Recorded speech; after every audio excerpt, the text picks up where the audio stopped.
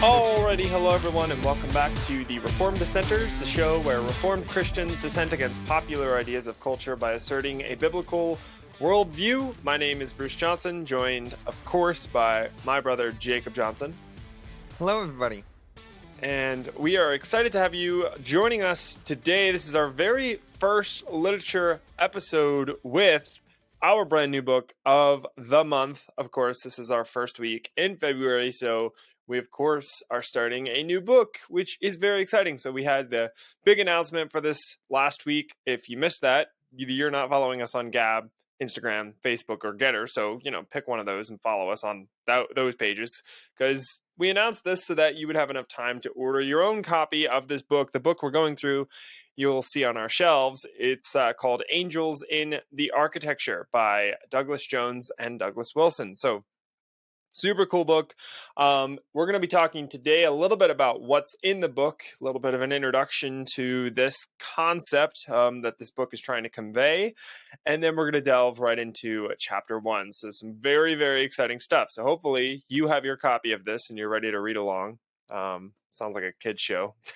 Read along with us. Here we go. But we always say, especially when we're starting out with a new book, always want to point you to get your own copy of this, because that's kind of part of what this show segment is all about, is highlighting books that we think really need to be highlighted, that people don't know about, and that we highlight it so that you can see it and buy your own copy of it, so that it causes you to be like, ooh, I want to know more, because we only get to a fraction of what's in each chapter. There's so much more in all the books we've read. So this is not a comprehensive covering of these books. This is a pointing you in the right direction and getting your taste buds ready for more, right? It's like an appetizer before the meal. So order the meal.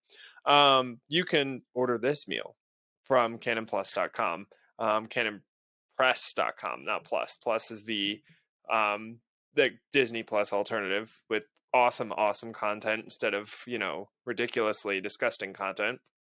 Canon Plus is the Amazon alternative, woohoo, with equally awesome content. So check that out.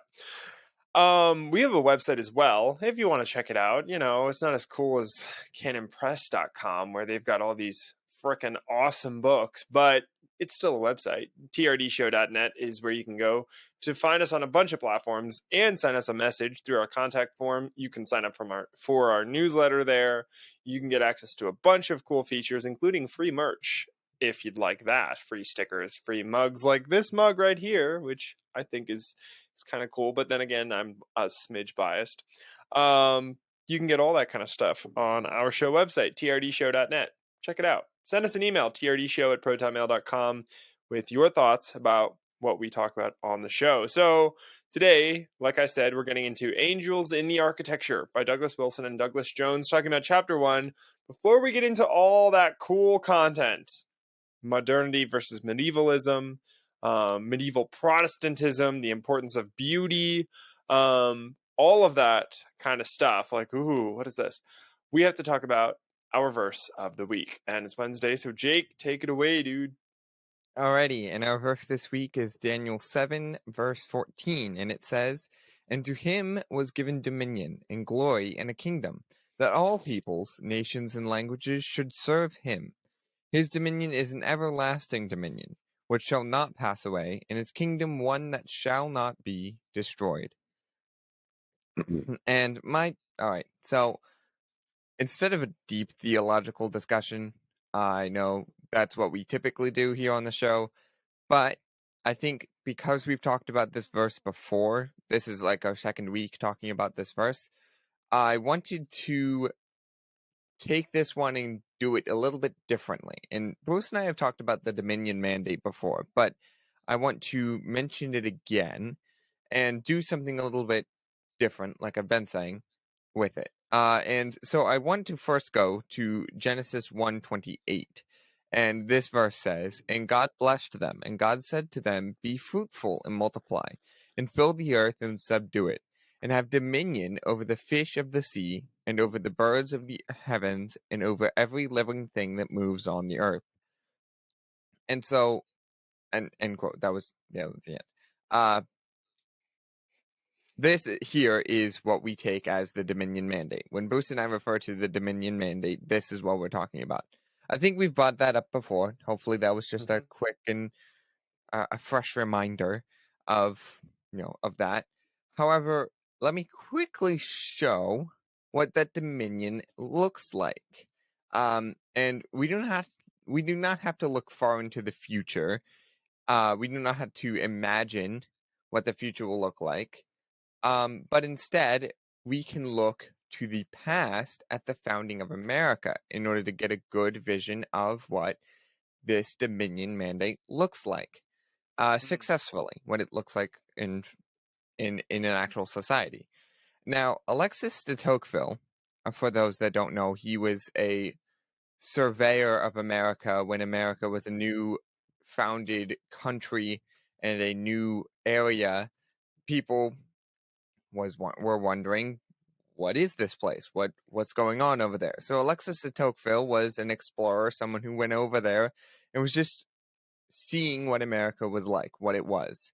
So in his overview of early America, he saw several different things, and he saw this one particular aspect. He saw that America had a very religious background, and things were basically, run entirely on religion.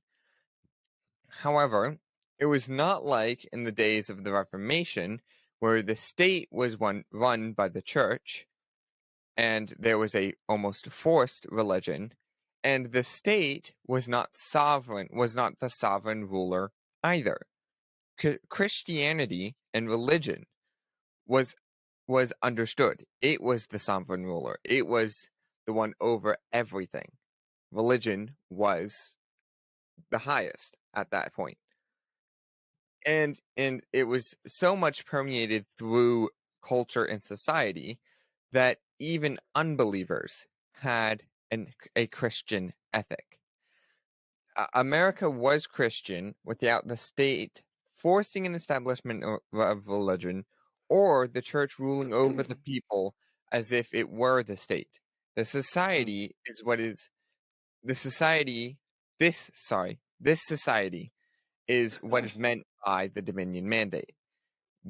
And also the kingdom of God. This is what a good biblical society is supposed to look like. And we need to get back to that. We need to make sure we try and that's our goal. And I think Bruce and I have gone over several times what our goal is. And, we've also touched on how we get to that goal and what's the point of that. So God has given us a plan, and he's given us a strategy in order to realize that plan. We just need to start working on that strategy. So, yeah, those are great points. Love the historical tie-in, and yeah, you were like, hey, this is not, so this is going to be different. This is not a deep theological breakdown. 2 paragraphs later, so Alexis de Tocqueville. It's like, oh, okay, all right, cool. Yeah, that was yeah. very informative. So thank you. For those that don't know, I'm a very big history person. I like history a lot, and you And can see it like person. yeah. Nice. So, hopefully, we have a lot of those history buffs and history nerds and people who just love the fantastical and are really not fans of modernity listening to our show, because that's what we're going to be talking about the next month. The whole rest of February, probably part of March as well, if not all of March. We are going to be talking about the differences between the fantastical, the beautiful, the good, the beauty of this world, as opposed of particularly the medieval Protestant world, as opposed to what Doug Wilson and Douglas Jones refer to in this book as modernity, what cold metal, cold solid modernity has done in the name of sanitizing everything.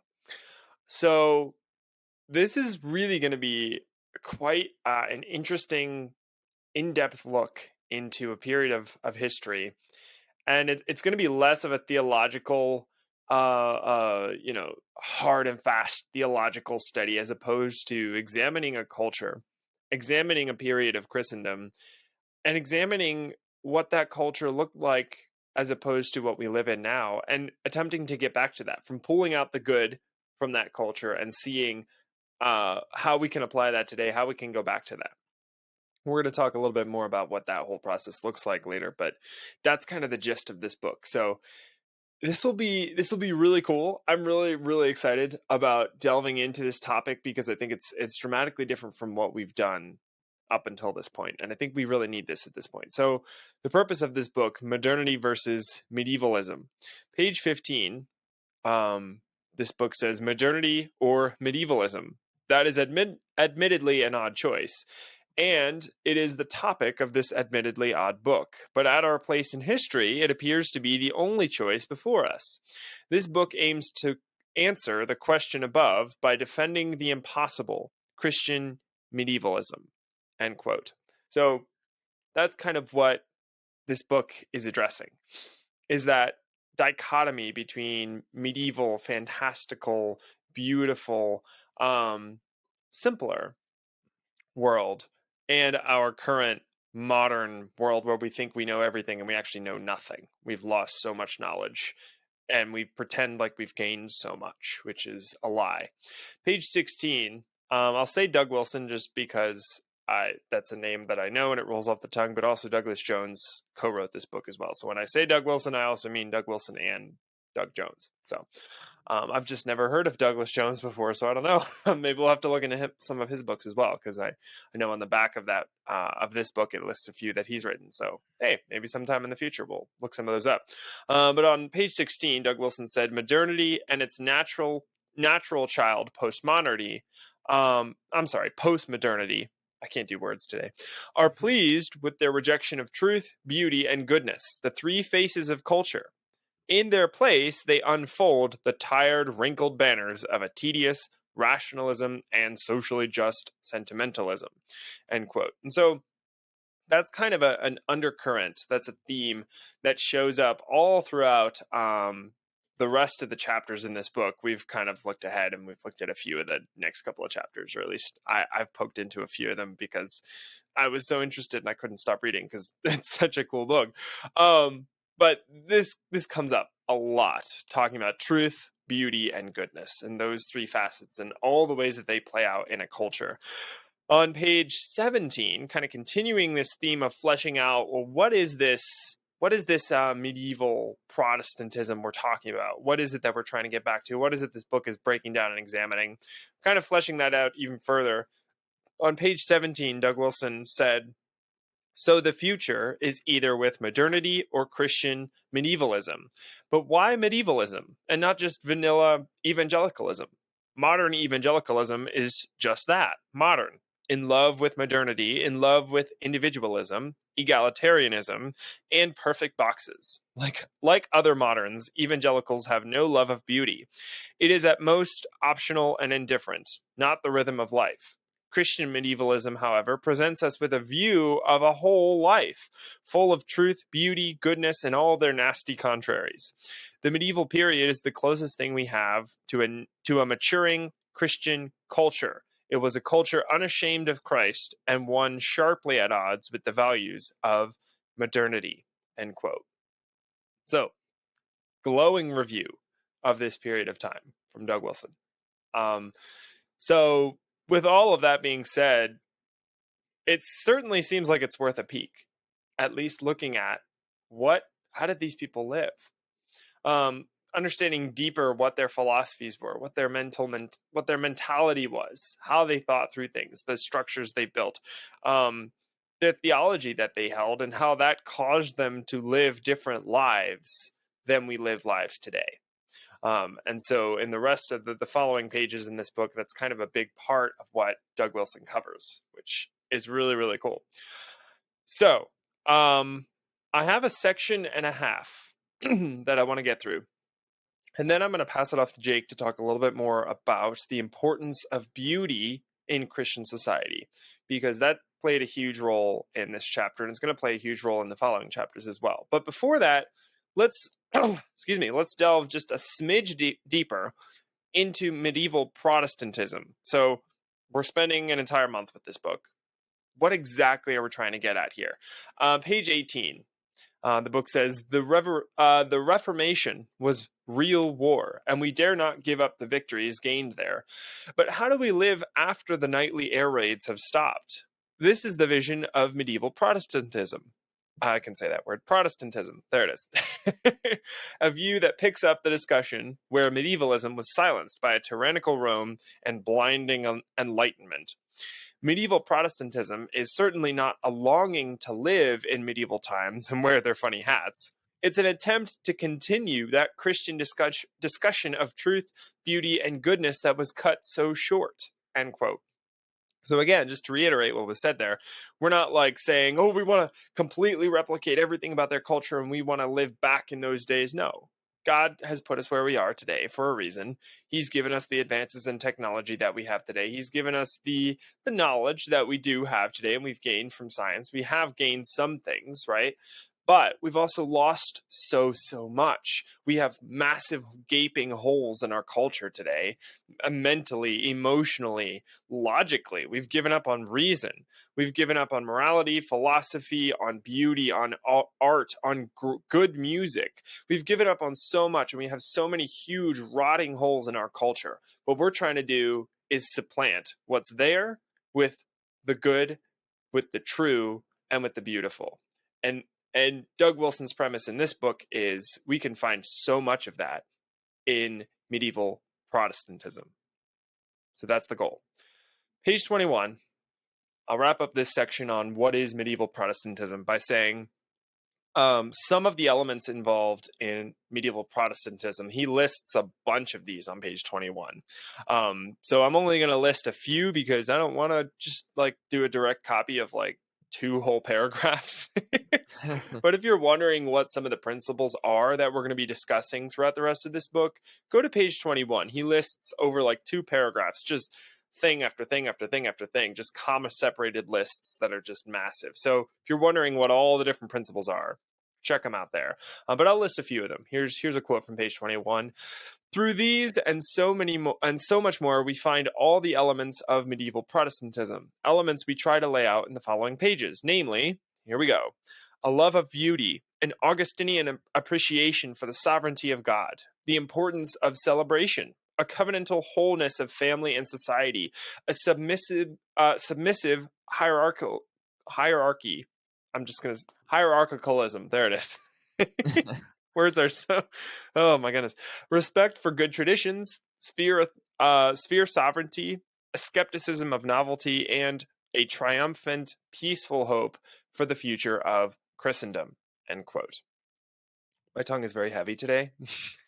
I'm like very tired, so trying to get some of this out. It's we're recording this on a Monday, and it was a typical Monday for me. So very much a Monday. Yeah. My brain is half asleep. And my tongue is too, apparently. But anyways, that's all up on screen. So you can actually read all the words that my sleepy head wasn't able to pronounce. But anyways, those are a ton of principles. We're going to be discussing so much in this book. And probably, I mean, I didn't, and you probably didn't either, think that we could derive all of these principles from the medieval Dark Ages period of history. I mean, everyone looks back at that and laughs, but as we're going to discuss very shortly, they're laughing for a different reason. They're laughing because they're ashamed of what they're missing now in their lives. They're laughing because they're ashamed of what their modernity, what their science has actually brought them, which is despair, is depression, is cold darkness. So we're going to talk a lot more about that in a second. So I want to introduce the importance of beauty in a Christian culture, Christian society, and then pass it off to Jake to kind of discuss that and flesh that out a little further. But page 19, Doug Wilson, Douglas Jones, they both said, all of us are led on by beauty. It seems to be the way God designed us. We can never know enough arguments to be omniscient, but we can judge fruit, and beauty is fruit. Why are we so confident that beauty isn't a path to truth? More modern lies, I suspect. Scripture tells us that God beautifies a people by salvation, Psalm 149, verse 4, and that holiness itself is beautiful, Psalm 29, verse 2, end quote. And again, page 19 to the top of page 20, he goes through so much more in terms of developing this idea of beauty, in terms of salvation and beauty leading you to truth, leading you to the God you worship. But I'll let Jake say a little bit more on that topic. Yeah, and Bruce ended up taking one of my quotes that I had. Oh, sorry. But no, that's fine. You set up the discussion quite well. So, obviously, the main argument against this is that we shouldn't be focusing on worldly beauty and focusing on worldly things, which that is idolatry, or focusing on beauty itself, that's idolatry. And Doug Wilson, again, this might not exactly be Doug Wilson, his quote. It might be Douglas Jones, or it's just one of them. So we'll just say Doug. How about we do that? How about we just say Doug? Doug said. Do that. Douglas, whoever said. Or even the book says, or whatever. Doesn't matter. You get the point. The audience gets the point. Okay. The writer said. Yeah, the writer said, yes. My quote is found on page 20, right after, and it's actually right after Bruce's quote that he just gave. And this quote is, "Idolatry can never be truly beautiful." And, it's almost as if he's trying to combat that argument that I just brought up, that if we focus on beauty, it's idolatry. And he's saying that, he's kind of trying to make this difference here. Idolatry isn't beautiful. We are focusing on God's beauty, and we're focusing on things that are from God and what God defines as beautiful. Yeah. Doug Wilson, again, I don't know what we're gonna do, but the writer goes on continually through this, bringing up this contrast, modernity versus medieval Protestantism, and saying, it's not just me. yeah, Protestantism, yes, is which one? And another quote from it. I'm just going to paraphrase. This is not an exact quote, but to paraphrase, which is more beautiful? Which one is more beautiful? Modernity or medieval Protestantism? So, he brings up a bunch of different things, and I think in the end, his kind of conclusion is found in this other quote that I will say right now. This is again on page 20. Medieval Protestantism is the most beautiful vision of reality, of the good life. The modernity has to fail and medievalism has to triumph in Middle Earth. And he goes on to talk about how we grasp, how we understand medieval Protestantism and why it is beautiful. So, moving on to my next quote, my final quote here, and really, like, Doug Wilson or whoever, the writer, is talking about how we grasp this, how we understand this. And so I'll just give the quote here on page 21. The writer says, "What are the features then which make up medieval Protestantism? The best way to grasp them is to immerse oneself in medieval literature." End quote. And he goes on to explain several different pieces of medieval literature. When you get this book, you should get this book. Go to page 21 and look at all these different books of medieval literature. And I'm thinking I might have to expand my library soon. yes, yeah. Especially these, because what he's saying is we're getting a sense of what that beauty is. Yeah. From these books, it talks about the beauty. It talks about these different things. And he says that there are much more elements in each of these books. There are a lot more other topics being explained in these books. However, hopefully from the book, you will kind of get a mental picture, if you will, of what the medieval era looked like, what the beauty looked like. Again, these books talk about multiple different things. Like one of the books is Dante's Divine Comedy. Obviously, it is talking about something completely different in that story. However, Yeah. the explanation of what things look like should give you a good sense. But yeah, that is my last quote. So I will pass it back Sweet. over to Bruce. Yeah, well, that's awesome. Thanks for bringing in a lot of those, Jake. And as we go through the rest of this book, we're going to be talking about this a lot more. Like I said, the main overarching theme, the guiding principles we're going to discuss are truth, goodness, and beauty. So we're going to develop, we're going to read and learn about and then share with you what we've learned and read in terms of those three types of principles. So this will be really cool. I'm super excited. So just to kind of add to the case for medieval Protestantism, yeah, it's funny. Like last year was the year of the cases. It was like the case for Christian nationalism. It was the case for the Christian family. It's now we've got the case for medieval Protestantism. Here we go. But two quotes that I think really wrap things up well. Give us a bow on top, as Anthony Brian Logan would say. Wrap it all up with a bow on top, right? And kind of summarize what we've been talking about for the last half hour. So page 19, the book says, when we commune with medieval thinking, we learn to see how silly modern project is. I'll get the right word. That'll be up on screen. And we start to understand why modernity hates medievalism. It cannot speak about it without going red in the face. Modernity's hatred of all things medieval should be reason enough for Christians to desire it. After all, if modernity hates medievalism so much, there must be something wonderful there. End quote. And we don't stop there, but that's like, well, why does modernity hate this so much? If the same people that brought you moral relativism also bring you a hatred of medievalism, the enemy of my enemy, as it were, Yeah. is my friend. And so we're going to examine that friend today. Well, throughout the rest of this month.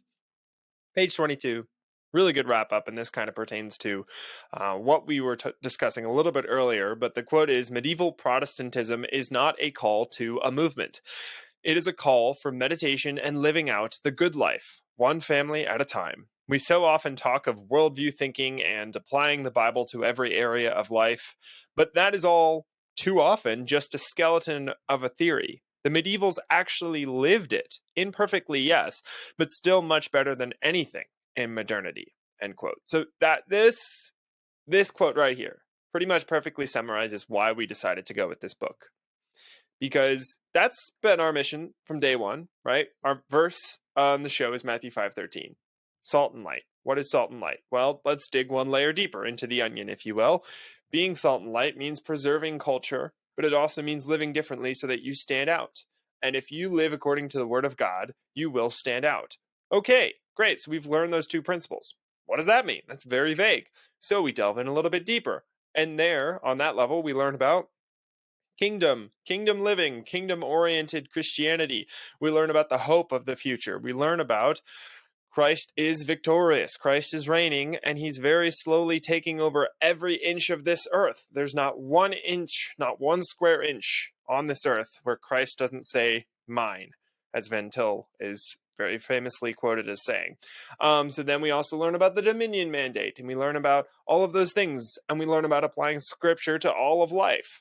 So that's the next layer. But what does that actually mean? So now we go another layer deeper, and we start getting into all of this kind of stuff. We start learning about culture. We start learning about beauty. We start learning about work, which we're going to talk about on Friday. We start learning about all the different facets of society, and then we start really studying and living the Bible every single day, every minute of every day. And the interesting thing is that we're not the first people to do this. We're not even the second group of people to do this, or the third group of people to do this. This has been done lots of times throughout history. We need to go back and study that and improve, obviously, on where they failed, because they aren't around today. So something went wrong. So we fix that.